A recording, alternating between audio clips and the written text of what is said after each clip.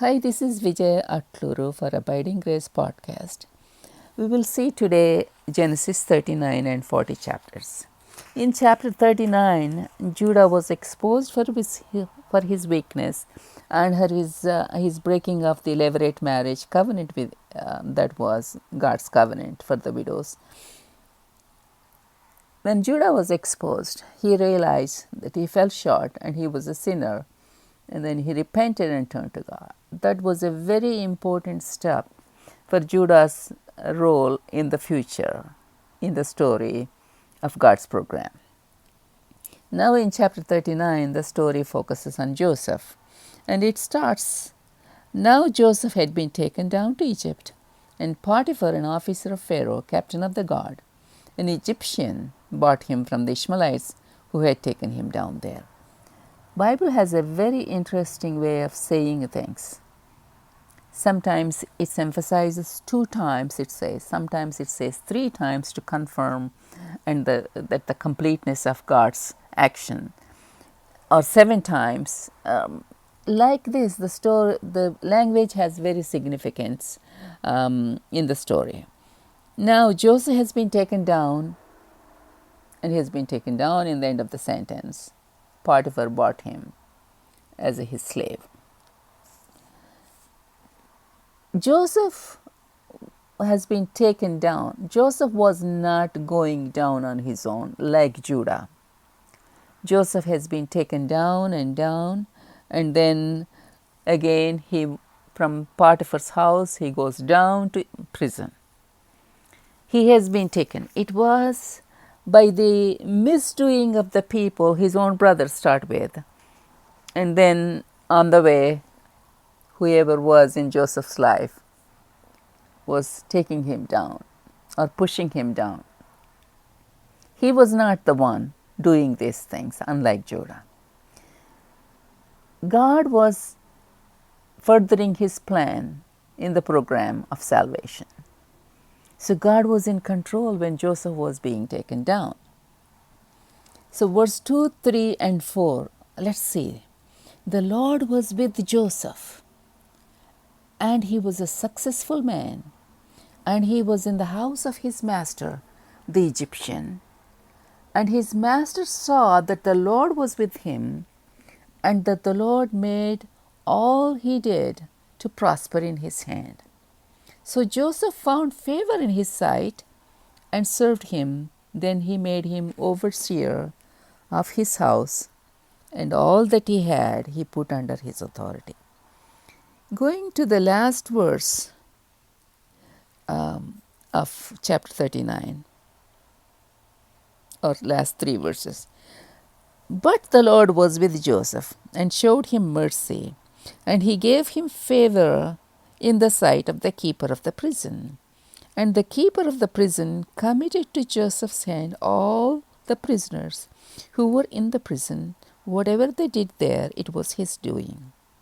The keeper of the prison did not look into anything that was under Joseph's authority, because the Lord was with him, and whatever he did, the Lord made it prosper. The Lord was with him, and the Lord prospered whatever he did. These are the bookends of this chapter. In the critical journey of Joseph's trial-stricken life, the bookends are the Lord was with him, and the Lord made him successful. Whatever he did has prospered. And he was a slave. A Hebrew, being a Hebrew, he was a slave to an Egyptian. See, Joseph was a slave, sold from his own father's household, from his own house, from his own family, from his own land, into a foreign land, under a foreign nationality, but too as a slave. God was with him. Here we see the marvel of God being in one's life. It's not about what position we hold, how much authority we have, or how much glamour we have in the society and how much people look to us. It's about how the Lord looks at our lives and how He is involved in our life. That's the most important thing.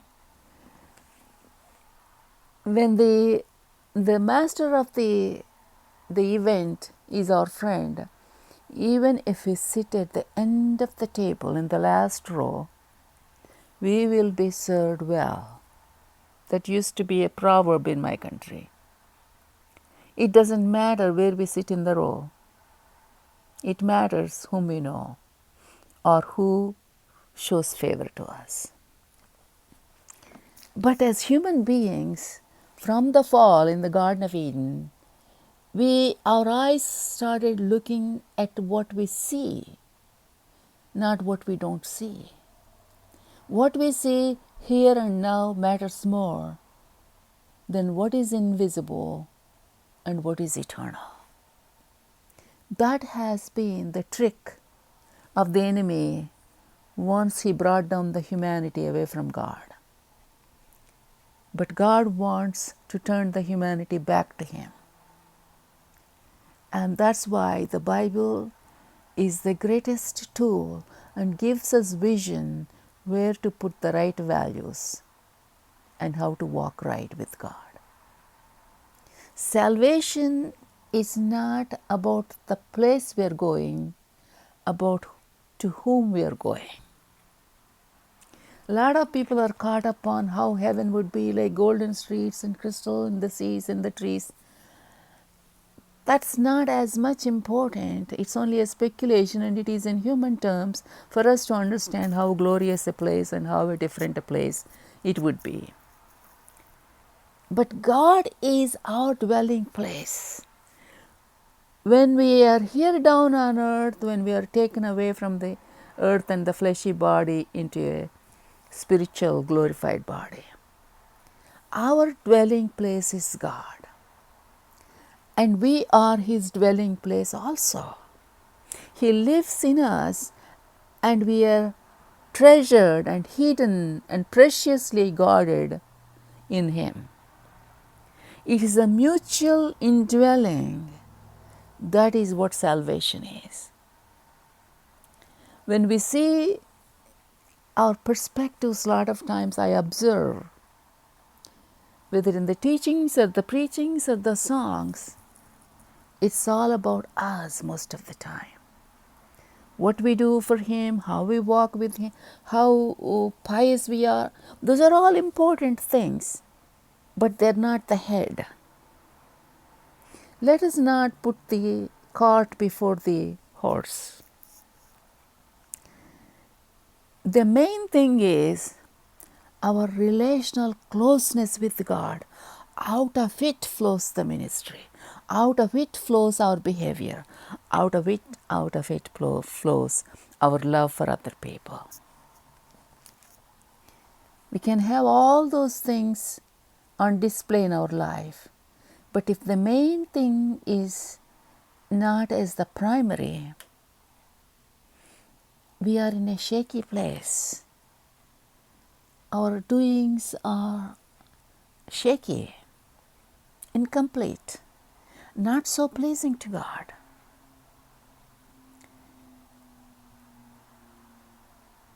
So the first best is God. So good can be the enemy of the best. So when we put our focus on good, not on the best, we will not be able to progress to the best. Of course, God nudges us and knocks on our door, and He pulls us and He lures us. And I don't like trials and difficulties and sicknesses, but thank God for them, because they act like roadblocks for us to stop and think and move closer to God and depend on Him, not only for the favors, for the person who He is. and dwell in him, and primary focus becoming. So the Lord was with Joseph. What does that mean? The Lord was with Joseph. In the prophetic books, the Lord turned away from them. The Lord rejected them, you see things, the Israelites in the Old Testament, when they sinned against God. Is that the Lord turning his head away from him? Or is that the Lord rejecting the people? Or bilateral? People rejecting God also. People do not have that much of authority to reject God, but in the sinful nature, out of ignorance, out of foolishness, we tend to reject God by displeasing Him, by walking in the ways that are contrary to Him.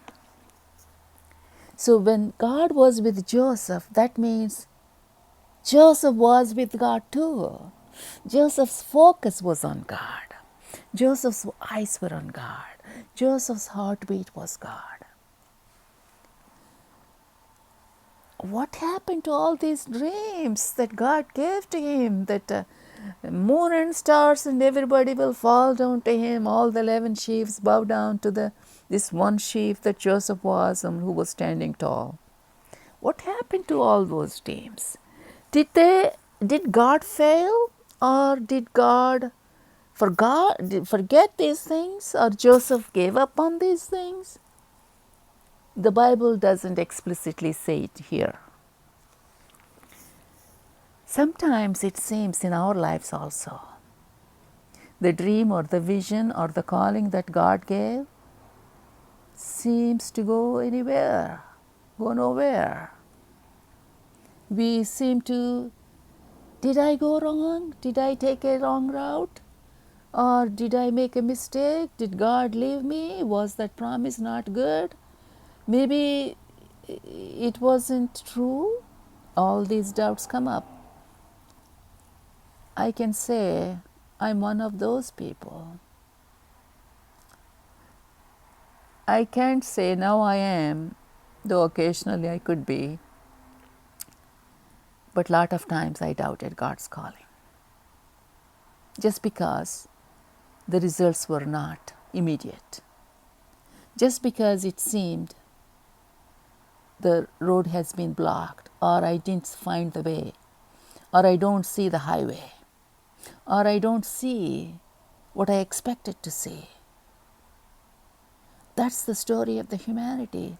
All of us to some extent. Either inside or outside we mourn. God didn't forget.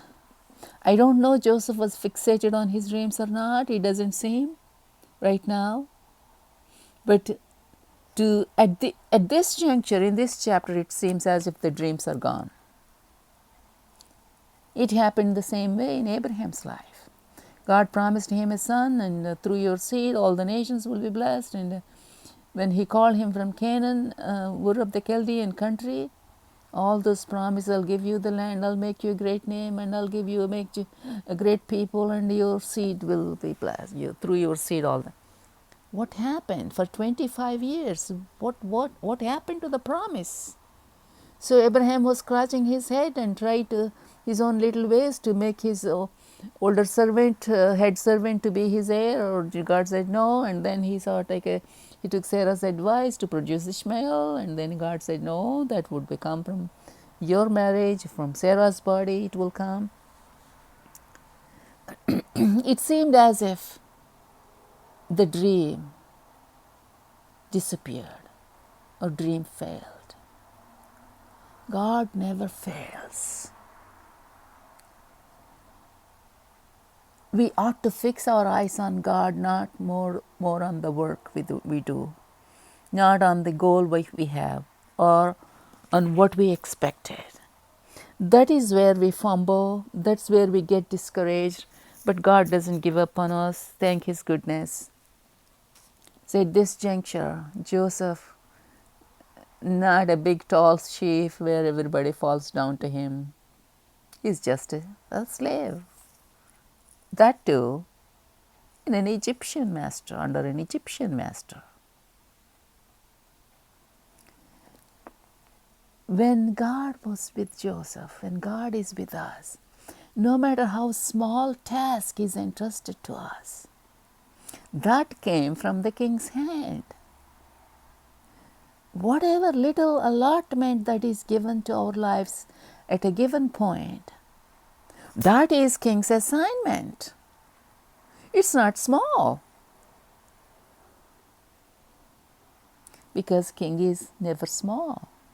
His thoughts, his plans, his doings, his assignments are as big as his hand, or as big as his name, for his name. So Joseph, though he doesn't say, his eyes were not fixated on the dreams that he had, on the dreams that he was so excited and shared with the brothers and the mother and the father. Nobody believed, of course. But his eyes were fixated on God. The trials come to everybody that is born on the face of the earth. But what we do during the trial is what gives us the next door, next step, or the progress toward the vision, toward the dream. During the trial, we get discouraged and think that the dream was a past thing, or God had failed, God doesn't love me anymore, or I failed and I'm good for nothing, because our focus shifts back and forth, blaming either God or ourselves or people around us, or the opportunities that did not come from so and so was bad. Those people were, we can call lots of names, because we're foreigners, because we're racial, or because we're color or something. We can blame anything. That's the foolishness, because our blame shifts to everybody else, and to sometimes on ourselves too. During the trial, never lose the focus of God. Trial is normal for life. That's the way it is because of the fallenness.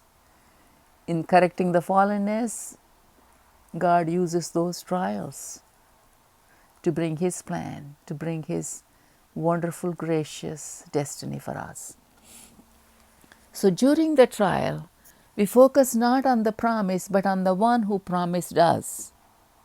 A lot of times that's the mistake. We fix our focus on the promise. No. The giver is bigger than the promise. The source of the promise is the giver. So why do we fix our eyes on the promise? Let's fix our eyes on the one who gave the promise. He's trustworthy. So Joseph's eyes were fixated on God. So he moved on with God, dwelt with God, fellowship with God, walked with God, obeyed God and God's ways in the smallest task or menial task that was given to him. And God prospered him. And Joseph found favor in the eyes of the master. He made him overseer. The promotion came. I don't know how long it took, but the promotion came. He became the sole authority in the household, overseer. In verse 5, so it was from the time that he had made him overseer of his house and all that he had, that the Lord blessed the Egyptian's house for Joseph's sake. And the blessing of the Lord was on all that he had in the house and in the field. Now again, let us not fix our eyes on the blessing, but on the one who brings the blessing. When we have the source, we have everything. When we have some little blessing, we might lose it. So let us have the one who is the source of blessing. Let us take hold of him. Let us walk him. Let us live in his embrace. That is the wisest way to walk with God. No matter in what menial position we are, no matter how great a trial it is, how a crisis bigger than our lives.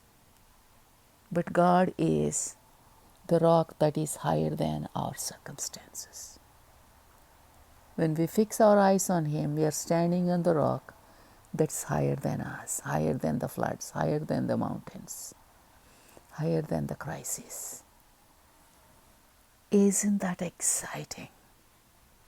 That God takes us to a place, even when we are in the valley, to a place where nothing else can destroy us, where nothing else can destroy the plan of God for our lives.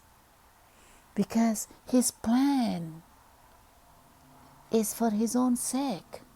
We are participants in the plan, but we are not the primary actors in that plan.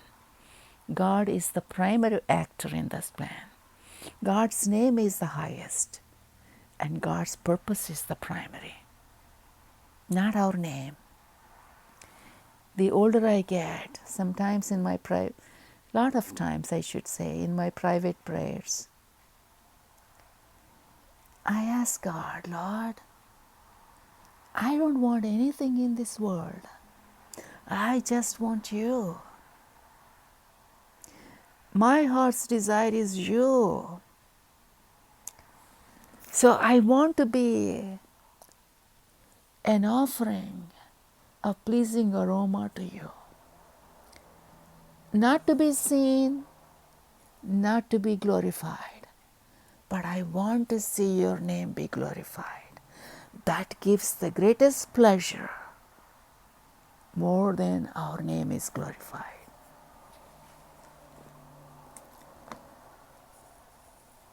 So in verse 6, he left all that he had in Joseph's hand, and he did not know what he had except for the bread which he ate. Now Joseph was handsome in form and appearance.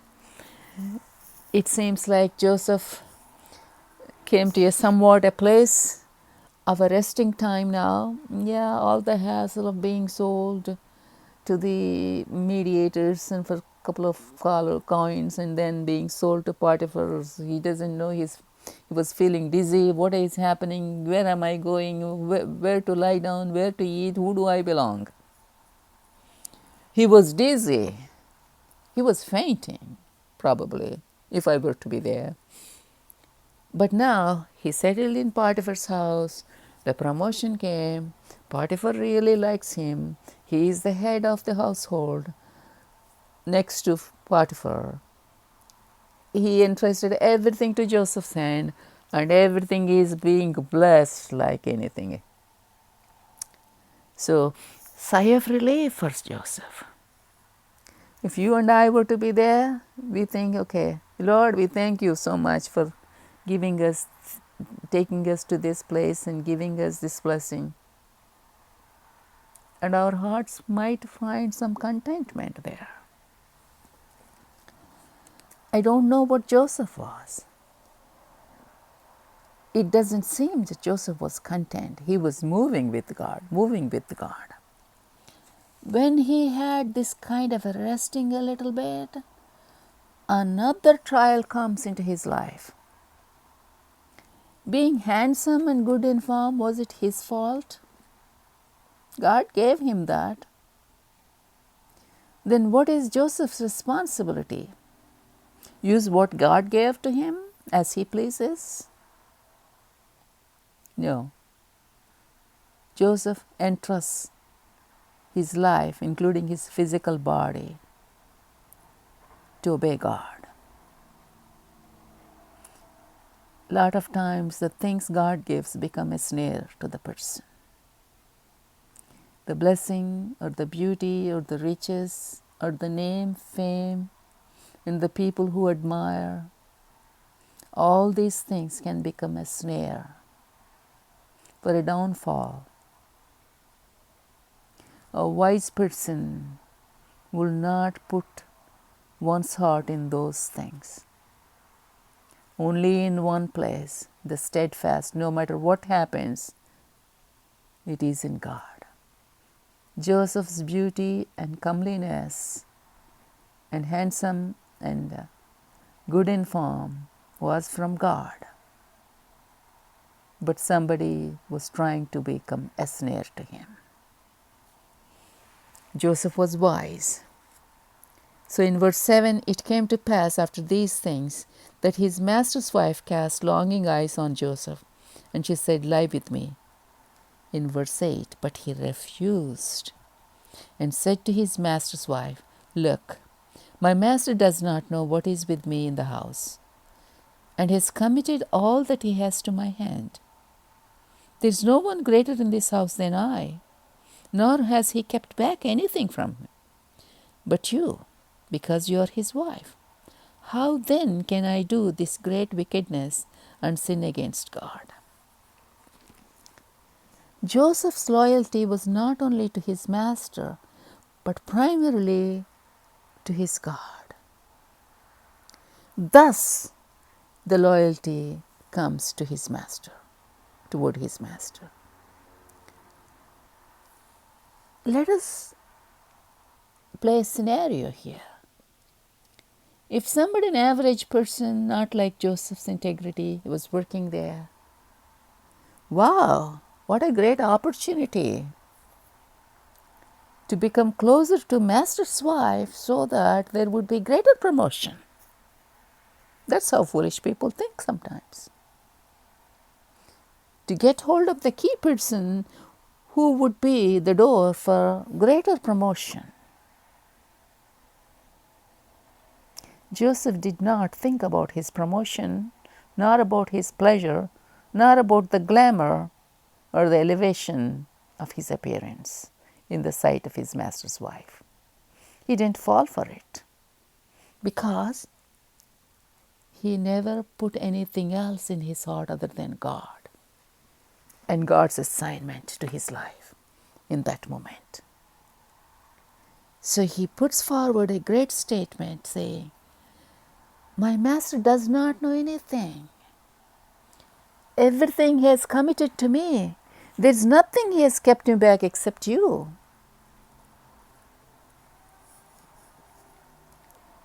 How then can I do this great wickedness and sin against God? Joseph, though he was a servant or a slave in an Egyptian household, though he didn't have his family, father, no other minimal comforts anybody would want to have, but his trust and comfort he found in God. And he was sold out to God. He was a slave to God, not to Egyptian master, just Egyptian master.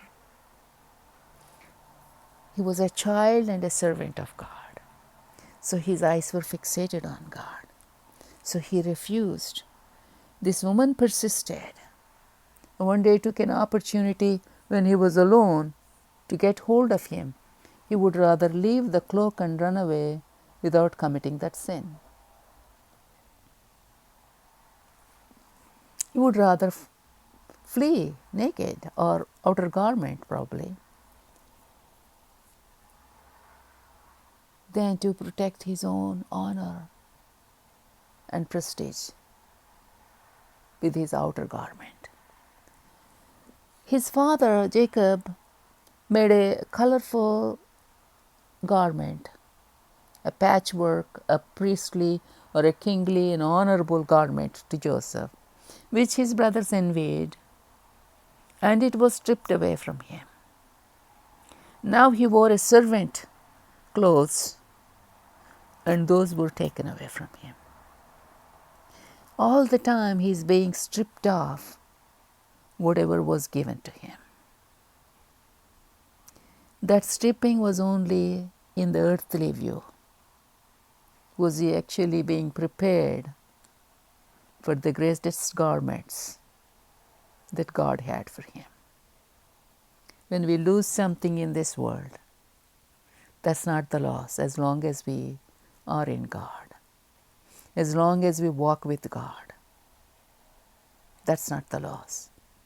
That's a step forward.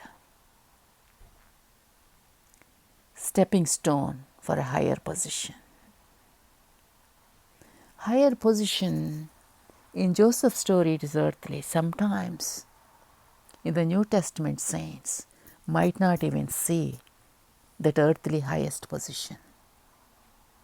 They will be taken home to be rewarded in God's presence.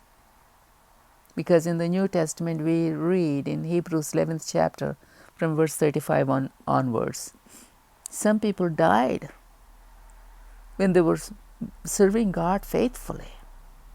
In the Old Testament, it is a foreshadow, so it speaks of the earthly terms like the land and the children and the blessings and the riches and the victories, which New Testament really speaks in reality the heavenly things.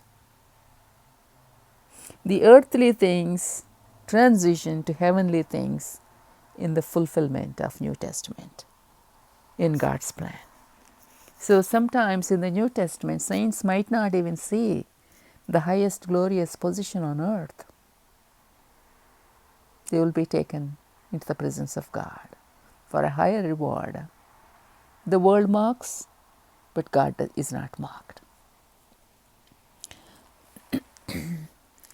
So this lady, the master's wife, fabricates a false story against Joseph, saying that she was the victim and Joseph was the criminal there. And he fabricates a story telling her husband, poor me, you brought this slave. In verse 19, no, not verse 17, sorry. She spoke to him with words like this, saying, the Hebrew servant whom you brought to us came in to me to mock me. I lifted my voice, cried, and then he left his garment and he fled. And then in verse 19 also, it repeats, your servant did to me after this manner. And that angered God. This is very familiar, right? In the Garden of Eden, this woman whom you gave to me, you blame somebody else for one's own faults without taking responsibility. That saga really is so vivid. Even today, we don't have to see a lot of places, or we don't have to hear a lot of stories. We see everywhere. People do not take responsibility for their own shortfalls or sin or transgressions, whatever that could be, whether it's a smaller degree or a greater degree. Blame game. Blame the other person, whoever is available, and ultimately God even. You brought this Hebrew slave and your servant, and you brought to us, and you gave him this position, so he did this to me. See, poor me. That doesn't go well in the sight of God. Like Judah taking responsibility for his actions, I sinned against God, or I'm the sinner and she is more righteous. That's when Judah was being prepared for a greater role in God's plan. So in verse 20, Joseph's master took him and put him into the prison, a place where the king's prisoners were confined. And he was there in the prison. But the Lord was with Joseph and showed him mercy and gave him favor in the sight of the keeper of the prison. And the keeper of the prison committed to Joseph's hand all the prisoners who were in the prison. Whatever they did there, it was Joseph's doing. The keeper of the prison did not look into anything that was under Joseph's authority, because the Lord was with him. Whatever he did, the Lord made it prosper. So not only Potiphar, here in the prison, can you see how God has planned this? Oh, like a Potiphar, wives blames him so that he could be sent to the prison for the king's stewards or the royals. Even in the prison, he's a royal. God is so awesome and He's so wise. So the reason he was sold to Potiphar was his destiny or his the road on the way to progress was the prison where the king's guards would be imprisoned. And there God was with him. God went to prison with Joseph. God comes to us. God lives with us in that trial. Where God is, that's the light, even when we walk in darkness. Darkness means darkest valley in the trial. I mean to say, darkness, not the darkness of sin. Where God is, there even the valley would be flooded with light. Even the darkest corner in the trial would be flooded with light because God is with us. That's our God. Let's not look at the trials. Let us look at God in the trial and walk with Him. We all need encouragement from one another. No one is all the time walks great on highway without getting discouraged. Even Elijah was discouraged.